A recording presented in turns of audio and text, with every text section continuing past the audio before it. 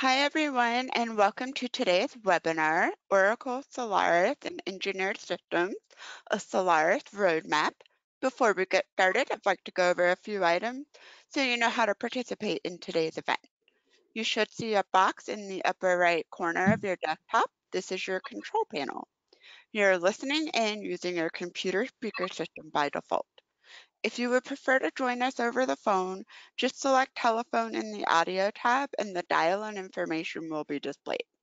You do have the opportunity to submit questions to today's presenters by typing your questions into the question pane on your control panel.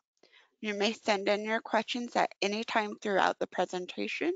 We will collect these and address them during our Q&A session at the end of the presentation. I would like to now introduce you to one of our presenters today, Trent. Awesome. Thank you, Katie. I appreciate it. Well, howdy, y'all. My name is Trent Whitfeld. I'm Chief of Engineering with Technology, and want to thank you for spending a little time with us this afternoon. As Katie mentioned, so welcome to our joint session with Oracle on Oracle Solaris and Engineered Systems.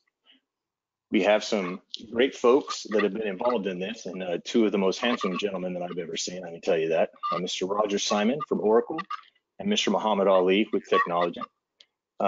Before I pass over the chair to Roger, so he can wow us as he has so many, let's talk about some of the strategic conversations that the technology architects and engineers are having with our customers about what is driving their business in 2020. So, strategic combos around becoming more efficient and really focusing on cloud and infrastructure cost reduction through right sizing and validating the proper applications are migrated or even containerized. Innovation discussions related to improving delivery times by using DevOps to instantly provision new apps when, where, and how you need. Strategic security combos with technology and cybersecurity teams about adding a little governance to ensure security holes aren't opened up in the environment. When we talk about combos around how the technology and cloud team is using AI and automation to gain operational transparency within customer environments. Disruption protection and risk related to protecting against any disruption, to deliver that always-on customer experience. We're referring to such things as disaster recovery, business continuity, and ransomware protection. And then the benefits of optimized infrastructure agility and cloud flexibility that relate to various workloads. So the strategic conversations that we're having are absolutely helping our customers achieve their goals. And I'm actually curious, what is a primary challenge your organization is facing today? So Casey, if you wouldn't mind kicking off that first poll for me.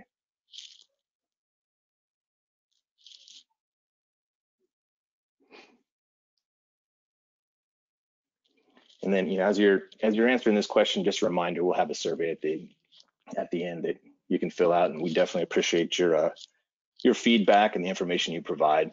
And don't forget to get those questions in. We'll have a Q&A session at the end. So appreciate that. All right, Katie, let's go ahead and see what those answers are.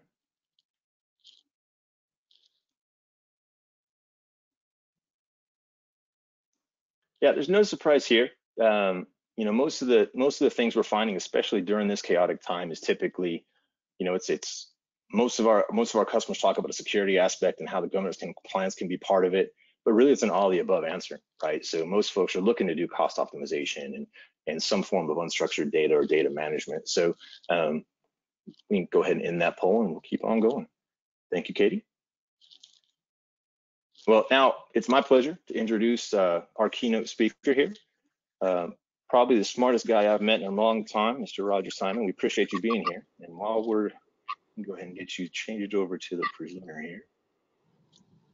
Give me a second, I can find my mouse.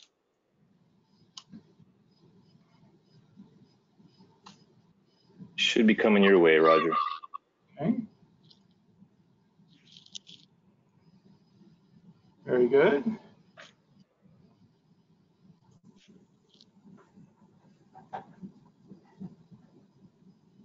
Can you see me? Yes. In presenter mode? Not yet. Oh, that's interesting. Okay. It's showing presenter mode for me. Give me a second here. Sorry, folks. So you're seeing it in non-presentation mode. That's not good. Yeah, we're seeing as if the slideshow had to start it. Yeah, it's for whatever reason we're not transitioning. Okay, so we're going to go forward in this manner then for the time being, just to preserve time. So first off, you know, I'd like to say I hope this finds everybody and their families happy and healthy, and hopefully you're all participating in the crazy market upturn. My name is Roger Simon. I've been in the industry for more than 40 years. I've been with Oracle for 25 years. I installed and managed and worked with Oracle on Solaris for many years, installing some of the original OPS variants on E series and V series and the numbered series. And I worked with the engineered systems since they had different names. ODA had the name Comet, and Exadata had the name Sage. So, you know, I've been, you know, working with these systems for some time. There's really nothing I'm going to talk about that's not GA, maybe just a little bit of a hint of a few things. So this is just the obligatory safe harbor statement. So generally, why, you know, do you choose a particular infrastructure? Why does any, you know, company do that? Well, you know, sometimes they need specific features of the OS. They need specific features of the hardware, right? There might be an application certification that goes along with, you know, whether it's the infrastructure or the OS or the, you know, or any of that, right? Hey, Roger.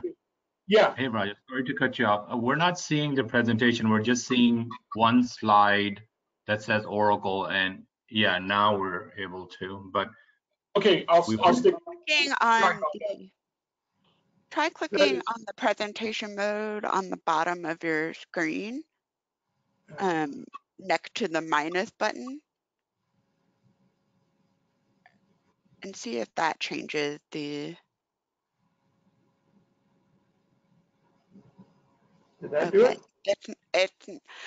We're fine with how we're doing it, but we can see your control panel. So if you want to move that to your other screen. Yeah, sorry about this.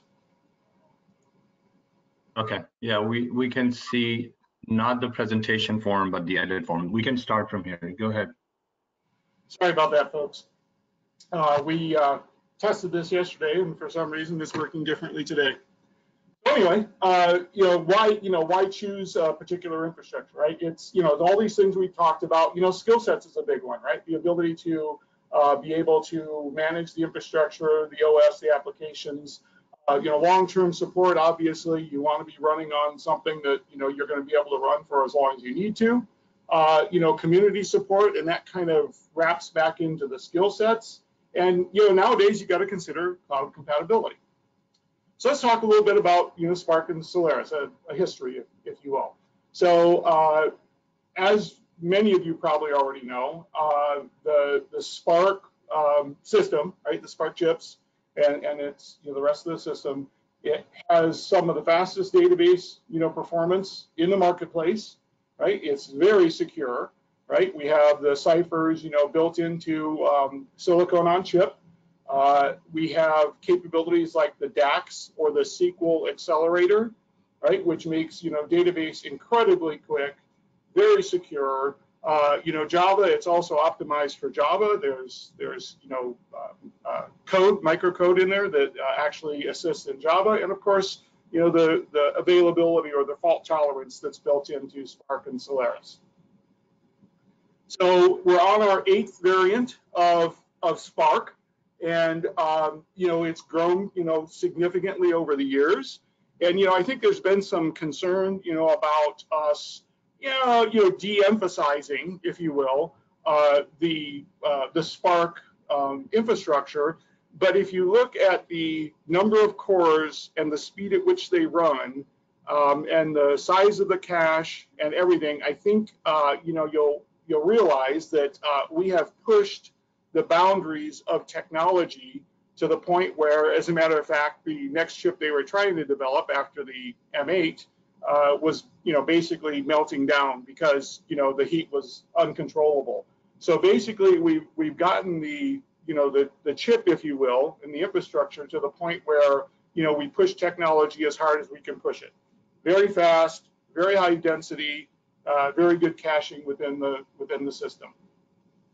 So, to go from the 7 to the 8, right? It's about 1.5 times faster for OLTP.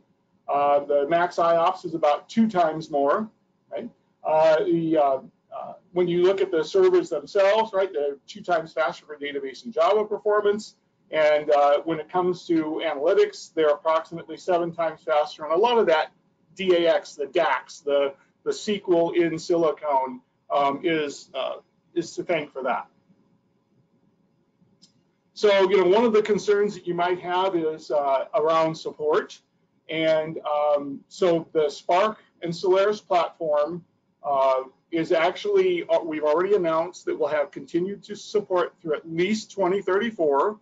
So you've got some, 13 years at least, to work in this environment, work with this infrastructure, right? We run many mission critical environments. It's very easy to update and patch, right? And, we have, thousands of customers and ISVs running it. So, fear not, Oracle has your back from the infrastructure and Solaris OS perspective. So taking all of that into account, for those of you who choose to run Unix at this point, who choose to continue to run it or need to run it for some reason, right? Spark is the best choice for Unix infrastructure. It continually beats your IBM and HP and other variants in head-to-head from a speed perspective, from a cost perspective, and from a consolidation perspective, right? And overall TCO, it's got the lowest TCO and the highest ROI going there. So, and we also have a lot of unique capabilities co-engineered, into these systems, the Solaris and Spark systems, to manage the Oracle database and other software. So from a Solaris and Smart perspective, right, why choose a particular infrastructure? Well, it's got very unique hardware capabilities, performance RAS, right? There are some applications that are still only certified on Spark and Solaris. It has many very unique security features in the DAX that we talked about, and the ciphers and software. It's very, very cost efficient, especially when you look at the Unix variants, right? Long-term support, we just talked about that through 2034. There's a pretty good skill set out there, but I will say, we kind of listed these in order, kind of in order and by, size and boldness. Admittedly, there is less and less, skills out there with Spark and Solaris and Unix in general than there was 5-10 years ago. The community support is without a doubt smaller, right? And cloud compatibility is, I could have put those in even smaller font because there's not really anyone running, even Oracle, running Spark and Solaris in the cloud. So let's talk a little bit about engineered systems and enterprise Linux. It's all based on modern standards and engineered together capabilities. So a little history, when you look at hardware OS and virtualizations, right? We basically started with mainframes, very vendor specific and controlled, vendor enhancements and support. Then we went to open systems, and honestly, it really sort of ended up being about the same as vendor specific and controlled, whether you're running AIX or Solaris or HPUX or whatever, and pretty much vendor enhancements and support also. Now we have the new open systems. They are based, in fact, on open standards like Linux, right? Even though there's multiple versions or variants of Linux, right? They are vendor optimized typically, like our enterprise Linux or our OVM, which is based on Zen, right? So we're based on Red Hat, the GPU, GPL of that, and we're based on Zen for, and now we've adopted KVM. But we have not only the vendor support, but we have very large community enhancements and support. So all of those can be uptaken into these new open systems.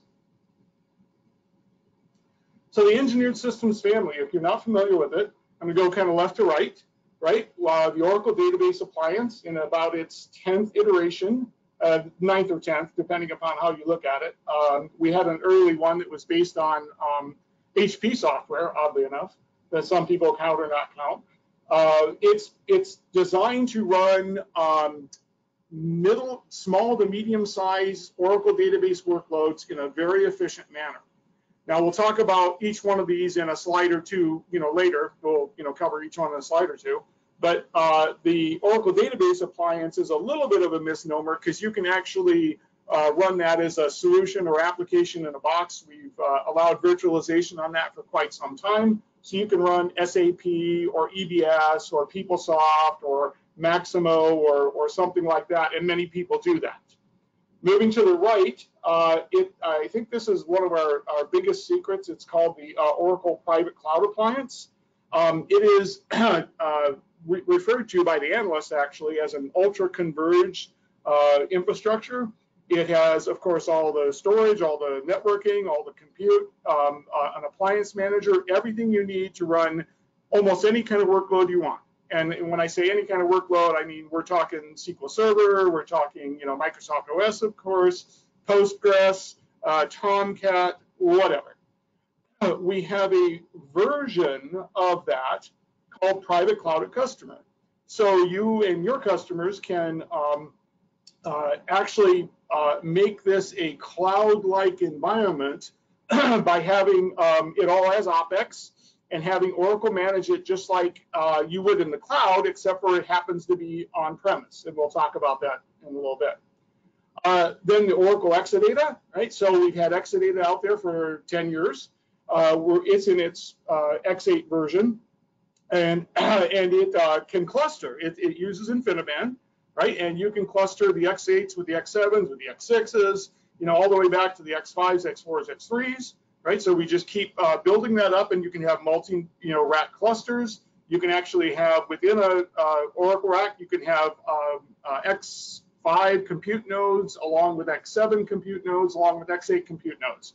So it's been out for a very long time. It runs databases faster than, and it's really for database only, faster than virtually any other infrastructure that's out there, period, except for the next engineered system to the right. We just about 6 months ago introduced X8M, and it's utilizing the now 100 gig E, and it's referred to as Rocky. It's RDMA over converged Ethernet, and it is now so it does not cluster with the InfiniBand because of the new networking capabilities, but it is now something on the order, and we'll look at the numbers, 5 to 8x faster than even the Exadata X8. So it's a new era in Exadata. We're going to continue to support and grow the InfiniBand base because we have so many customers out there with multi-rack clusters. But this is sort of the new generation of Exadata. And then over to the right, we have the zero data loss recovery appliance. Nobody accused Oracle ever of being really cute with naming, referred to as ZDLRA. It is the best way to back up any Oracle database on any infrastructure. So, when you talk engineered systems, why can Oracle do this better than anybody else? Well, we have all the applications. We have middleware, we have database, we have operating systems, we have virtual machines, once again, based off the standards, right? We have the servers. So a lot of times people think that we bought Sun for the, for Java, but actually we acquired them primarily for their engineering and contract manufacturing. So a lot of the engineering that went into Spark and Solaris, those engineers are working in our engineered systems organization. I work with them all the time, right? And so that engineering, that enterprise class engineering that went into Spark is actually now, and Solaris is now being moved into x86 and Linux, right? One-time support and reduced downtime. This gives us the ability to truly engineer these systems for workloads, or at very least engineer them for multiple workloads and be able to test them very, very effectively in our very large linear regression testing labs that we have. Very unique to Oracle. We're the only one with the absolute host stack, and huge advantage for us. So engineered systems provide the lowest TCO and the quickest and highest path to ROI. So some of the things that you get with the engineered systems is you get the enterprise Linux and OVM included with the engineered system. And the support for both of those are also included in the support of the engineered systems. They're all in one systems, commonly referred to as hyperconverged, right? Of course, it's the compute, the network, the storage, right? All of them have some form of appliance manager, depending upon exactly what you're trying to do. Maybe the ODA might be considered the most simple and most automated, if you will, but all of them have the ability to have a GUI interface to actually deploy them and manage them. They all have built-in HA and or redundancy. A huge one we'll look at in a moment is capacity on demand and trusted partitions. Some of you guys will recognize containers and zones, of course. Trusted partitions are very similar. That's for license management. For Oracle licenses, only engineered systems are allowed for capacity on demand or trusted partitioning to keep the licensing costs down where you can. In all cases, the performance of these systems allow you to do more with less. So if you're running on commodity hardware and of some type, even other Unix systems, and you move it onto Oracle engineered systems, you will typically be able to not have to increase your license count because they are so much more efficient and run so much faster, right? Just putting the infrastructure of the engineered systems underneath it gets you that speed that you need to not have to grow your license count. Based off industry standard components, like we said, but engineered by us, and it's very easy for us and you and your customers to support, because each engineered system in a class, like one Exadata is just like the other Exadata. One ODA is just like the other ODA. Very few SKUs. And of course, avoid extended support charges. So, one of the questions, if you're moving from another Unix or even Spark, right, to engineered systems, how do you do it? Well, you have to do an endian migration, right? Big endian, small endian. And we have a number of different ways to do this. And we have a relatively new offering called zero downtime migration. Look into it. Right now, it's using data guard. So at this time, it isn't an endian migration, but we are building Golden Gate into that solution. It's referred to as EDM or zero downtime migration. So there are a number of ways to do the endian migration to get to engineered systems and enterprise Linux. We talked really briefly about this idea of capacity on demand. This is just a graphic that displays that. So if you're running on, virtually anything but, IBM does have LPARS, so you actually can, in fact, segment your Oracle licensing with LPARS. Of course, Sun has zones and containers, but beyond that, the only other place where you can do capacity on demand is Oracle engineered systems. So if you're running a VMware cluster, you're running Nutanix, you're running SimpliVity, you're running, UCS, right? All of those systems, you at the very least have to license all the cores in the physical system. More likely, what you're going to have to do is license all of the cores in the cluster that can do live migration or like. Well, in Oracle engineered systems, you just turn on as many cores as you need to do your processing. And then, of course, if you need to increase that over time, you can increase that over time, right? So you get very good cost benefits, very good economics, if you will, right, by utilizing these capabilities built into the engineered systems. On top of that, the engineered systems can be deployed in a number of different ways. So the one on the left, right, is your traditional, I just depicted an Exadata and a private cloud appliance here. So your typical CapEx, on-premise, regular license, perpetual license, right? Or you can do what's called Cloud at Customer. So we're very unique now. Azure Stack is trying to get there, and Outposts is trying to get there. But we have been in Cloud at Customer now for about 3.5 years, almost 4. And Exadata, of course, is the premier engineered system there. But Private Cloud at Customer, the PCC, is our middleware offering for Cloud at Customer. So you've got a service charge, OpEx service charge for the quote-unquote hardware, and you have the ability to run, software in a capacity on demand sort of way. So you actually get the cloud experience with Cloud at Customer. And then, of course, in our public cloud, right? And we have ties with all the engineered systems from on-premise or Cloud at Customer to the public cloud. Now, I did depict a private cloud appliance here on the right in the public cloud. We don't exactly run the private cloud appliance, but we run similar hardware. So please excuse that simplification. So let's talk a little bit about Enterprise Linux, Oracle Enterprise Linux, right? It's engineered to be open. It's 100% bit compatible with Red Hat Enterprise Linux. It's flexible, it's secure, and it's enterprise grade. So our Linux capabilities and the goals, right? It's building an open cloud infrastructure for the enterprise, no matter where you run it, right? From the cloud perspective, we run Oracle Cloud on Oracle Enterprise Linux.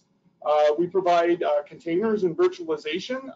In the public cloud, it's through KVM at this time, right? We have optimized the Linux kernel, and yet we're still bit compatible with Red Hat Enterprise Linux. And we leverage stuff like K-Splice built into Oracle Enterprise Linux to allow you to do patching on the fly, live patching. So Enterprise Linux, Oracle Enterprise Linux has been out for more than 12 years, right? It powers the cloud and the engineered systems. We have tens of thousands of enterprises that are currently running Oracle Enterprise Linux. To this point, over 10 million Docker Hub downloads have been downloaded, right? And we're a Linux Foundation Platinum Board member. We'll look at some of the certifications and some of the things that we contribute to in a moment. And we're part of the Cloud Native Computing Foundation Platinum member, right? So, when we did acquire Sun, that did put us in sort of a leadership perspective from the Java and Linux and open source communities, if you will. This is a little wordy, but just some details here, right? So we have security, certification for OEL, whether it's FIPS or NAIP or, common criteria. K-Splice allows us to rapidly patch, with no downtime. Of course, the Oracle database is now developed, tested, and certified with Oracle Linux. Everything else is a port, even Solaris at this time, right? There's integrated features and joint development all through the stack, the OS stack, right? So our VM templates, our validated configurations, all of this helps to simplify these environments, right? So we contribute to all of the Java and Linux communities, and I have a list of them there. There's no sense reading them all off, but I mean, we contribute to virtually every open source community. And dtrace, recognize that, it's actually built into Oracle Enterprise Linux. So that's the engineering that's come out of our engineered systems team. So I'm going to take you through just a quick 2 slides or maybe 3 for every one of the engineered systems. They're designed to be open, they're designed to be flexible, secure, enterprise grade. It's a whole family of engineered systems that we looked at, very quickly. It's designed to, optimally run Oracle software, which in fact effectively allows us to optimally run most all other software. So the ODA, the Oracle Database Appliance, as you can see here, a number of different versions over the years, right? We actually have large customers that I work with running over 150 ODAs, literally in a very large infrastructure environment, right? We have 2 that I work with that have over 150 ODAs. And by the way, both of those customers have multiple Exadatas also, and PCAs. So, you know, you know, they see the value in that. And of course, they were all at one time, you know, Unix shops. The database appliance, just a couple of SKUs, right? Once again, they're all the same, right? So you might get some more memory, you might get more disk, but basically they're all the same. So we have 2 smaller units that are highly redundant internally, and then we have a larger unit that's called the HA unit that has multiple compute nodes and shared storage. Typically, it's used as a dedicated database server, but it can be virtualized.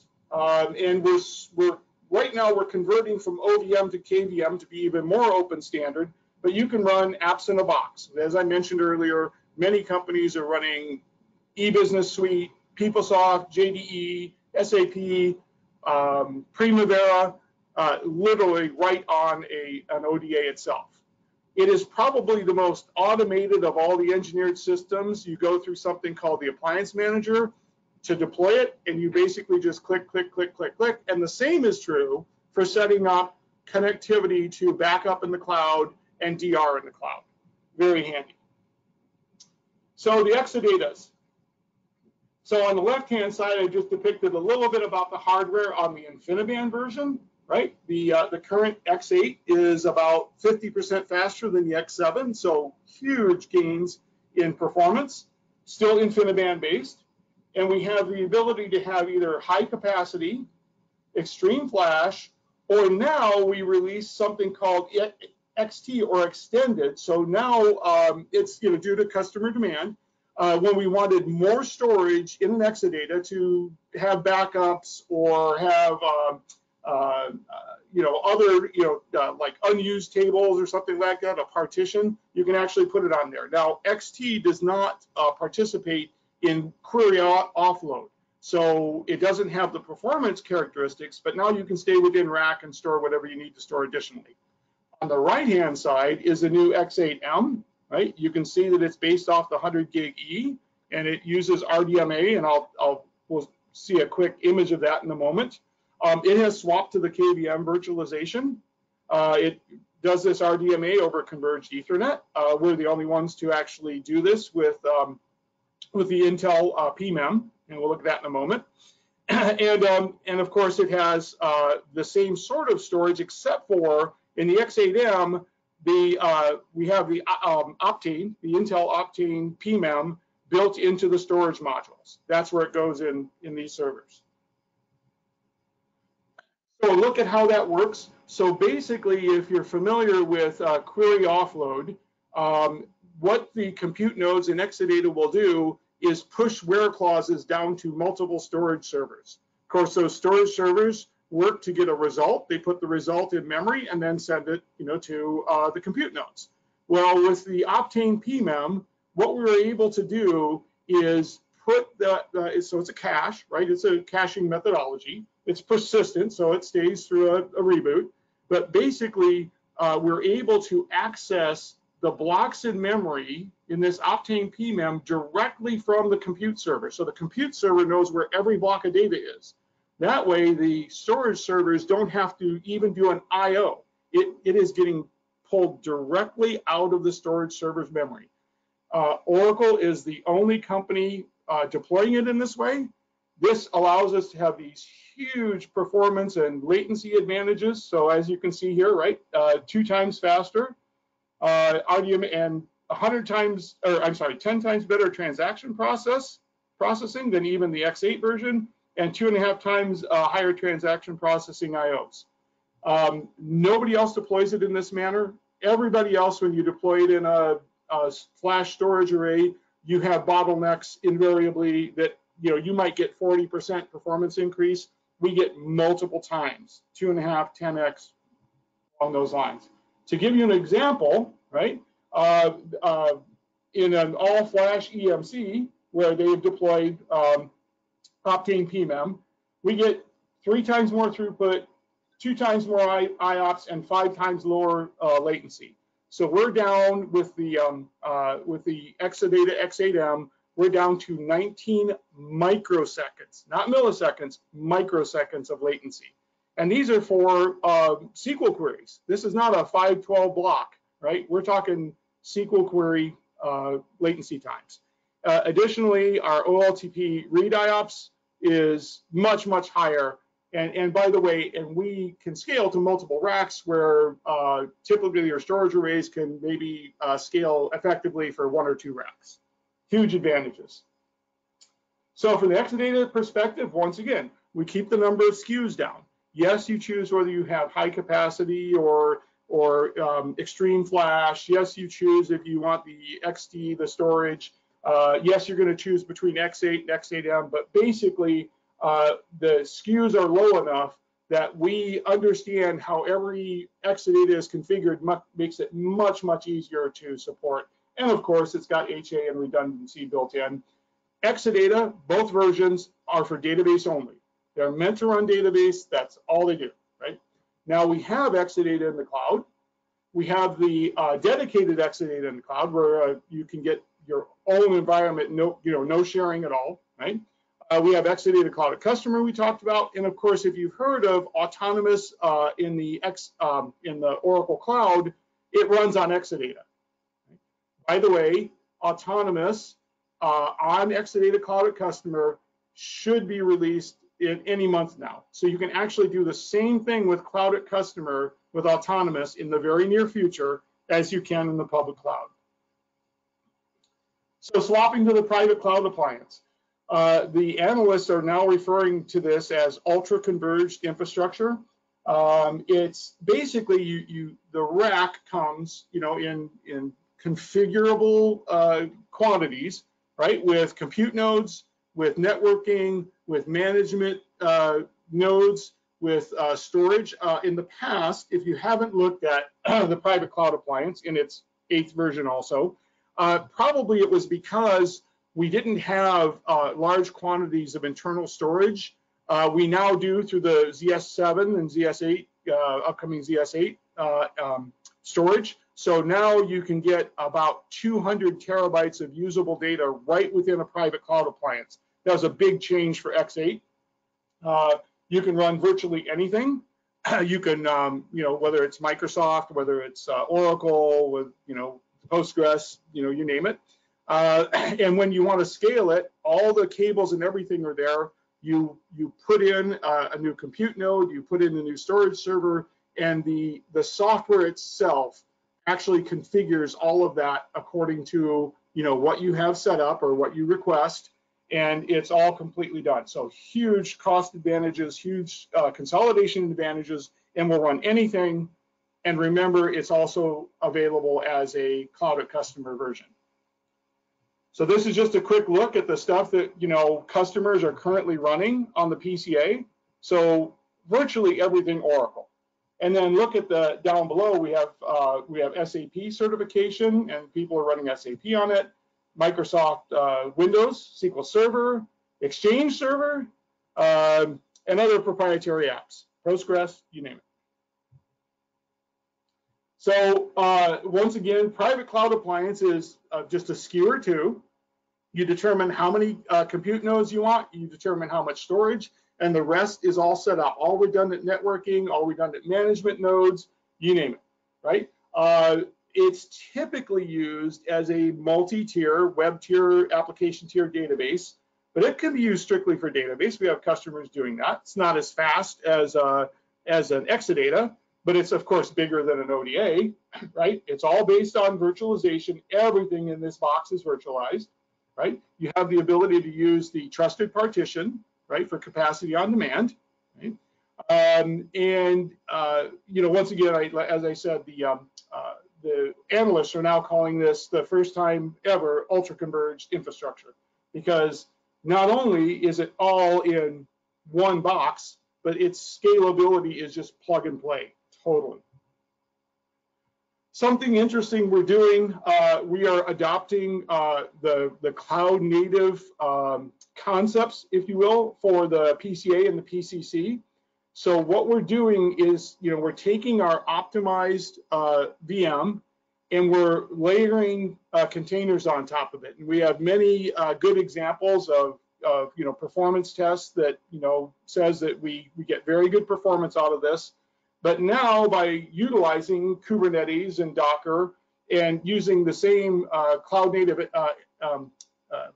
environment that we have in the public cloud, you now truly can drag and drop your applications between the cloud and the public cloud, the cloud customer and public cloud, or even the on-premise version of the PCA. Since we support containerization there also, you can just drag applications back and forth. So just some examples of the Oracle products that are currently supported inside Docker containers. As you can see, it's virtually everything. And so the go-forward strategy is have everything supported. Now, for those of you who know applications, you probably aren't going to deploy eBusiness Suite in containers. It's due to the upgradability of containers and how that's done, the immutable nature of them. But other stateless applications like Siebel might be a good choice, and we're working on certifications for those. So moving on to the ZDLRA, right? It was developed by the same teams that developed the database and Exadata. It actually internally looks very much like an Exadata. It is the most efficient way to back up your Oracle databases, no matter what they're running on, whether they're running on, Solaris, whether they're running on IBM, whether they're running on ODAs, whether they're running on, you name it, right? It is the most efficient way to do that. It's based off of something called forever incrementals. So you really just take one full backup, and internally it figures out the change data that's coming in, and allows it to actually have logical full backups at your hand at all times. Consequently, it also puts the least amount of load on your production or wherever you're backing up databases. And of course, it backs up from anywhere. So you might have some coming off of Solaris, you might have some coming off of Exadata, you might have some coming off of ODAs, you name it, and it can actually manage all that. So it's, once again, it's just several SKUs and it's appliance. It comes in a full rack, but you can scale that. But typically, it doesn't really, it doesn't buy anything to scale any compute nodes. So really, it's just more and more and more and more storage. And then you can have multiple rack configurations to do backups, of very, very large environments, right? It actually has a very automated backup, tertiary backup to the Oracle Cloud Object Storage that a lot of our customers are taking advantage of now. Makes it very easy to do backups to the cloud. Okay? So, this is just another look at the engineered systems. And then one last thing I'd like to do is kind of walk you through just the use cases, right? For Exadata, whether it's on-prem, Exadata Cloud Customer, or Exadata Cloud Service, you've got the X8 or the X8M, strictly for database, right? It's OLTP, data warehouse, mixed workloads, consolidation, you name it, ultra high performance, ultra high density for consolidation, especially when you consider container databases and pluggable databases and multiple, shared homes and all that.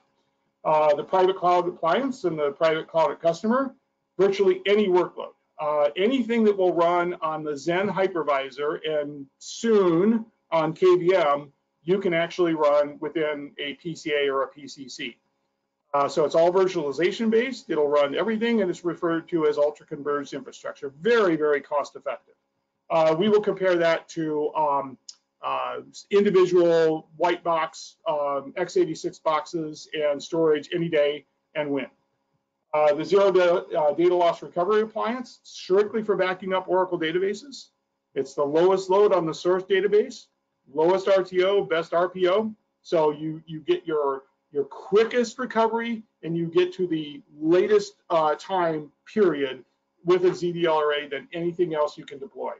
And then, of course, there's the Oracle Database Appliance, which is, intended for database, but actually applications in a box is a very common deployment model for it. So either database or, the whole tier, if you so choose. So to kind of quick look at the, for the engineered system, right? Why do you buy that particular infrastructure? Well, it's got incredible hardware capabilities, features, performance, and RAS. Very, very cost effective. The skill sets are out there because it's based on open standards. Long-term support, it is the future direction of our company from an infrastructure perspective. Cloud compatibility, obviously, we've got it on-premise, cloud. We got Cloud at Customer. We've got the public cloud where we have XOCS and PCA-like capabilities, right? From a need-specific OS features, right, it's x86, right? So, and then application certification, virtually everything is certified on x86 platform now, minus a few applications that are out there. So I thank everyone for joining us and listening through this, and Trent and Mohammed for setting this all up.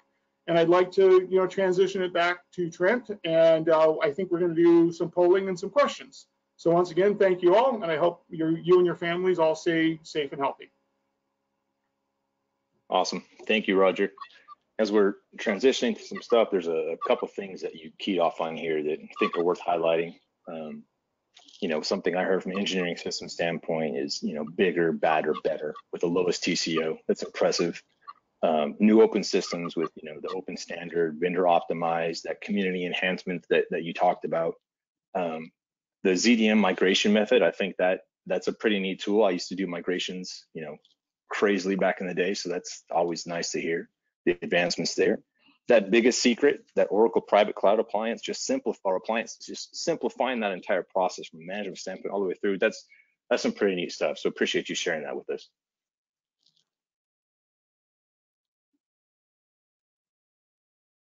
And Roger, if you wouldn't mind sharing over to us or kicking me over to.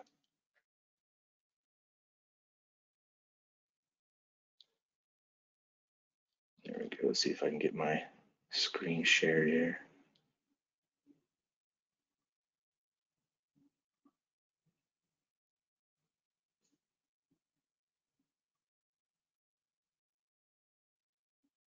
There we go. Now y'all should be seeing my screen. Again, Roger, really appreciate it, man. That was awesome. Way to fight through the always fun technology issues that we have during these things. Thank you, COVID. Katie, let's kick off that second poll because I'm actually curious the primary drivers that people factor in when refreshing their infrastructure or even building out new infrastructure.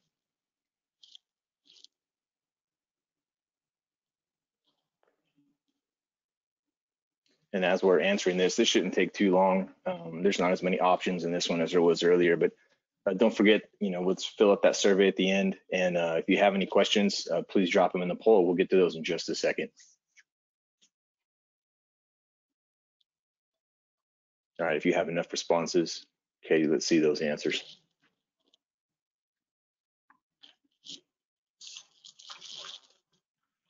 There you go.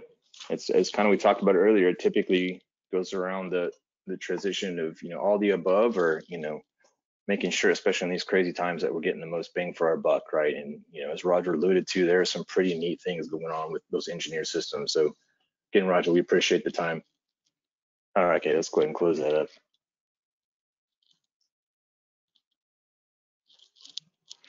So, my name is Trent.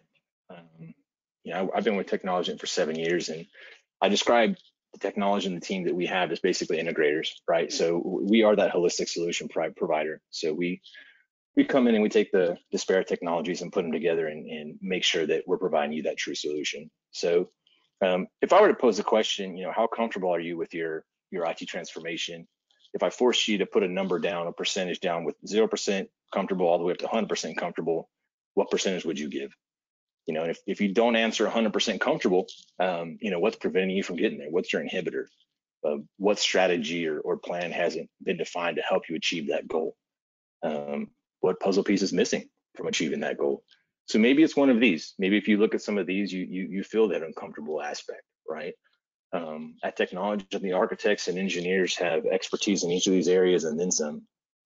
So today we focused on a few main pieces, right? Come on, there we go. So these are key pieces to helping make our customer strategy reality. So going beyond that wish that we referenced earlier, and you know, Oracle is by far instrumental in each of these discussions, and they're a phenomenal partner, and we appreciate these guys beyond belief. So you know, as we talked about earlier, technology is an integrator. You know, we are the glue that brings the spare technology together to provide that holistic solution. We help to develop a plan, a strategy based off your goals. So working with great partners like Oracle and Arrow, we know how to position every piece to make sure we complete the puzzle and make sense of the chaos. You know, we make that uncomfortable journey of transition or change comfortable. So I invite you to continue the conversation with us. You know, let's talk about in detail how the Oracle practice operates and how they facilitate these services listed here. You know, from an application audit and security aspect to, you know, even performance tuning from your databases, all the way through to cloud services, where we're talking about, you know, how to manage a DR runbook. There's not much that our teams can't handle related to the services aspect. So, you know, sit down with Mo and his team and talk about how, you know, we can get a demo schedule, you know, a POC, or really go through and see what an environment health check looks like, you know, a data management assessment, or even a database workshop. And that, you know, so it is strange every once in a while to get an email from a gentleman by the name of Muhammad Ali, but I can assure you he's real. So, and Mo's another one of those smart guys, and his team's phenomenal. So I encourage you to reach out to him and continue that conversation going. And so we're here to help, and with all things inside and outside of the data center.